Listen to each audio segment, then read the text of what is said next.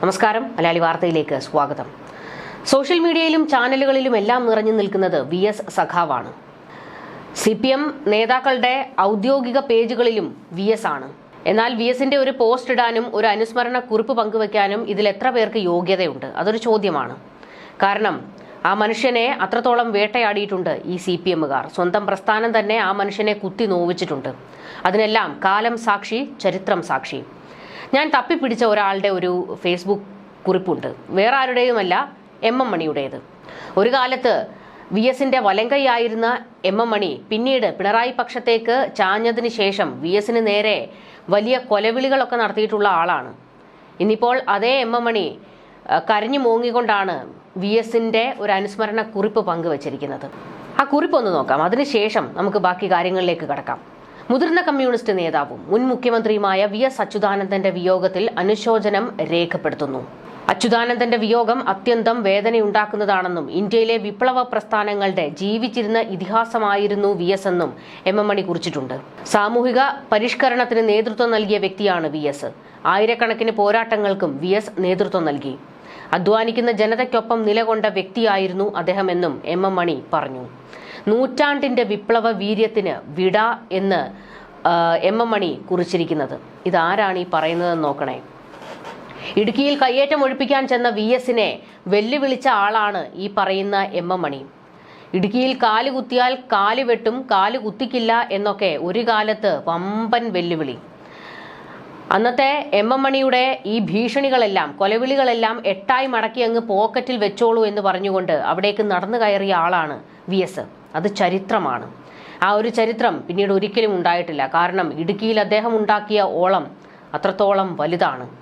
സർക്കാർ ഭൂമി കയ്യേറി അവിടെ ബോർഡും വെച്ച് കെട്ടിടങ്ങൾ കെട്ടിപ്പൊക്കാൻ തുനിഞ്ഞിറങ്ങിയ CPMലെ നേതാക്കൾ ഉൾപ്പെടെയുള്ളവർക്ക് ഇടുക്കിയിൽ സർക്കാർ ഭൂമി കയ്യേറി അവിടെ ഒരു ബോർഡും വെച്ച് കെട്ടിടങ്ങളൊക്കെ കെട്ടിപ്പൊക്കി സുഖവാസം തുടങ്ങാനിരുന്ന CPM നേതാക്കൾ ഉൾപ്പെടെയുള്ളവരെ മുൾമുനയിൽ നിർത്തിയ ആളാണ് VS.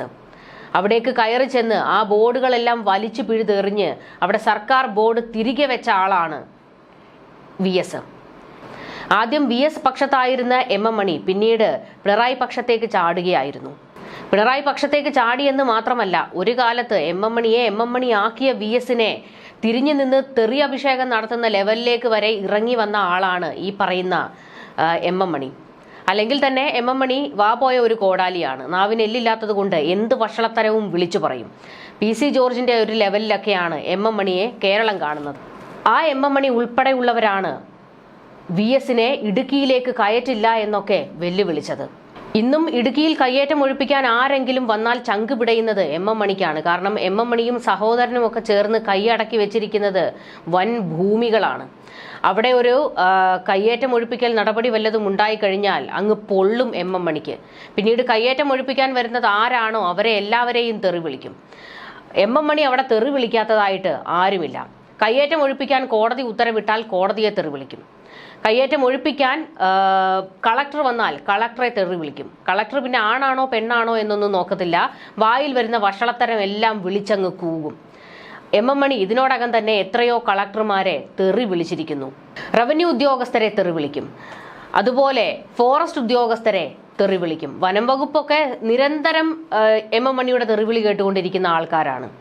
പക്ഷേ CPMകാരനായി പോയതുകൊണ്ട് അവർക്കൊന്നും ചെയ്യാനും നിവർത്തിയില്ല. ഇതൊക്കെ കേട്ടുകൊണ്ടിരിക്കുക എന്നുള്ളത് മാത്രമാണ് നിവർത്തി.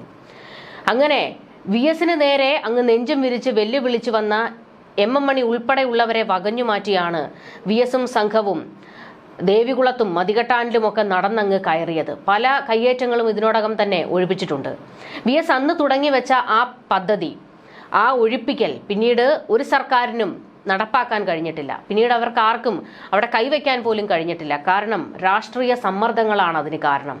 ഈ പറയുന്ന CPMകാരുടെയും കോൺഗ്രസ്സുകാരുടെയും BJPക്കാരുടെയും ഒക്കെ കയ്യേറ്റങ്ങൾ ഇടുക്കിയിലുണ്ട്. കയ്യേറ്റത്തിന്റെ കാര്യം വരുമ്പോഴത്തേക്ക് ഈ മൂന്ന് പാർട്ടിയിലെ നേതാക്കന്മാരും അങ്ങ് ഒന്നാകും. എന്നിട്ട് കയ്യേറ്റം ഒഴിപ്പിക്കാൻ വരുന്നവർക്ക് നേരെ കൊടുവാളെടുക്കും. അതാണ് സ്ഥിരം ഇടുക്കിയിൽ സംഭവിച്ചുകൊണ്ടിരിക്കുന്നത്. ഇടുക്കി VSനെ സംബന്ധിച്ചിടത്തോളം സമര പോരാട്ടങ്ങളുടെ, വേലിയേറ്റങ്ങളുടെ വേദിയായിരുന്നു. VSന്റെ സമര ചരിത്രങ്ങളുടെ ഇതിഹാസ ഭൂമിയാണ് ഇടുക്കി. ദേവികുളം, മതികെട്ടാൻ, മൂന്നാർ, മറയൂർ, ചെങ്കുളം, കമ്പക്കല്ല്, കടവരി, കൊട്ടംകൊമ്പൂർ, വട്ടവട, മാങ്കുളം ഇവിടെയെല്ലാം നടന്നു കയറിയ ഒരു മനുഷ്യൻ. പ്രായത്തെ വെല്ലുവിളിച്ചാണ് VS ഇവിടങ്ങളിലേക്കൊക്കെ പ്രതിഷേധവുമായും സമരവുമായും പിന്നീട് മുഖ്യമന്ത്രിയായിരുന്ന കാലത്ത് കയ്യേറ്റം ഒഴിപ്പിക്കാനുമൊക്കെ അങ്ങിറങ്ങിയത്. കഞ്ചാവ് മാഫിയയുടെ ലഹരി സങ്കേതങ്ങൾ ഉണ്ടായിരുന്നു, ചന്ദന മരങ്ങളുടെ അനധികൃത കടത്തുണ്ടായിരുന്നു, കയ്യേറ്റങ്ങളുണ്ടായിരുന്നു, കുടിയൊഴിപ്പിക്കപ്പെട്ട കർഷകരുണ്ടായിരുന്നു, ചൂഷണത്തിനും വിവേചനത്തിനും ഇരയാകുന്ന തോട്ടം തൊഴിലാളി സ്ത്രീകളുണ്ടായിരുന്നു.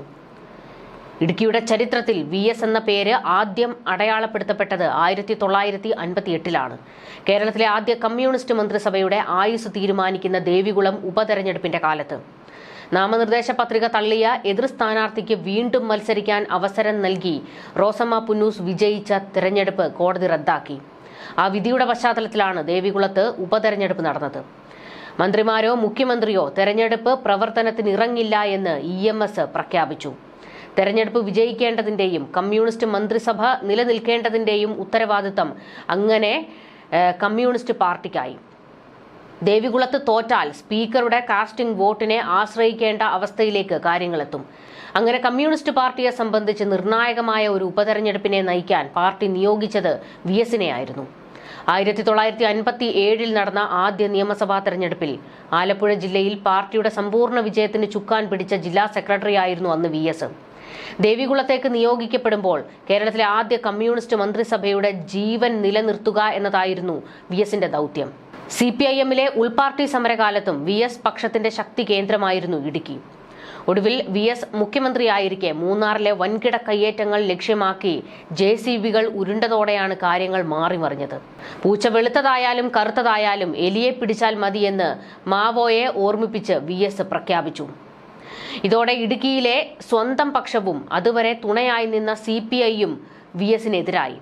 കാൽച്ചുവട്ടിലെ മണ്ണ് ഒലിച്ചു പോയപ്പോഴും VS മൂന്നാറിലെ വൻകിട കയ്യേറ്റങ്ങളുടെ മുഖംമൂടികൾ വലിച്ചു കീറി. മൂന്നാർ ദൗത്യത്തിന്റെ പേരിൽ പാർട്ടിയിലും മുന്നണിയിലും ഒറ്റപ്പെട്ടുവെങ്കിലും VS അന്ന് തുറന്നുവിട്ട ഭൂമി കയ്യേറ്റങ്ങളുടെ ഭൂതങ്ങളെ ഇതുവരെ കുപ്പിയിലടയ്ക്കാൻ ഭരണകൂടങ്ങൾക്ക് കഴിഞ്ഞിട്ടില്ല. ഇടുക്കിയുടെ പാരിസ്ഥിതിക രാഷ്ട്രീയത്തിനുമേൽ VS ചാർത്തിയ കയ്യൊപ്പ് വേറിട്ട സവിശേഷതയോടെ അങ്ങനെ തിളങ്ങി നിൽക്കും. ഇടുക്കിയിലെ ഭൂമി കൊള്ളക്കടത്ത് ലഹരി മാഫിയ ഉറക്കെ ശബ്ദിക്കാൻ തുടങ്ങുമ്പോഴെല്ലാം പ്രതിരോധത്തിന്റെ ഓർമ്മപ്പെടുത്തലായി ആ കയ്യൊപ്പ് തലക്കനത്തിൽ നിൽക്കും. ഇടുക്കിയുടെ ഇടനെഞ്ചിൽ എല്ലാ കാലവും VS ഉണ്ടാവും, ഒരു ഓർമ്മപ്പെടുത്തലായി, ഒരു ശക്തിയായി. ദേവികുളവും മതികെട്ടാനും മൂന്നാറും മറയൂറും ചെങ്കുളവും കമ്പക്കല്ലും കടവരിയും കൊട്ടാങ്കമ്പൂരും വട്ടവടയും മാങ്കുളവും ഉള്ള കാലത്തോളം VS ഉണ്ടാകും. ന്യൂസ് ഡെസ്ക് മലയാളി വാർത്ത.